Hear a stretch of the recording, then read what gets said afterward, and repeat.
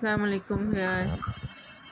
আজকে ডায়ালাইসিসের আরেকটা পার্ট। এতদিন দেখাইছি মেশিন কিভাবে রেডি করতে হবে, আজকে দেখাবো পেশেন্টের সাথে মেশিনের কানেকশন কিভাবে দিব। এর জন্য প্রথমে আমাকে নিডেল করতে হবে, দুইটা artery venous fistula needle. Venous নিডেলটা হয়ে গেছে, এখন আমি আর্টারি নিডেলটা করছি। আর্টারিটা লাল, ভেনাসটা নীল।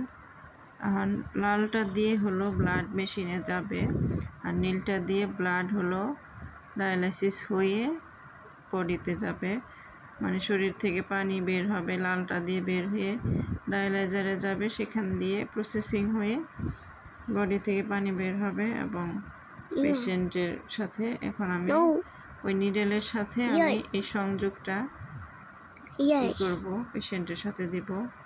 লালটা লালের সাথে দিব, লালটা যেহেতু আর্টারি, লালটা আর্টারির সাথে দিব, দিয়ে ক্ল্যাম্প খুলে দিব।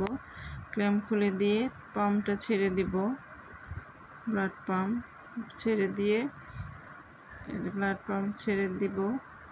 প্রাইমিংয়ে গিয়ে পেশেন্ট কানেকশনে ক্লিক করব এবং এই যে পাম্প দিব। উনি 180 পাম্প নেয়, আর ওনার জন্য পানি সেট করছি 2 লিটার 500, 4 ঘন্টা টাইম, ইউএফ রেট 62।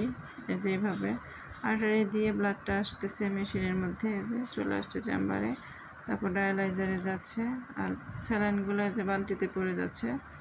এভাবে ব্লাডটা যখন ভেনাস চেম্বারে আসবে তখন আমি মেশিন অফ করে আবার পেশেন্টের সাথে কানেকশন দিয়ে দিব। এইভাবে মূলত 4 ঘন্টা ডায়ালাইসিস হয়। রিসার্কুলিং, ব্লাডটা বারবারই সার্কুলিং হয়ে বডিতে যাচ্ছে, বের হচ্ছে, ব্লাড বডিতে যা পানি আছে এগুলো বের হয়ে যাবে। সবাইকে অসংখ্য ধন্যবাদ আমার সাথে থাকার জন্য, আমার ভিডিওতে ধৈর্য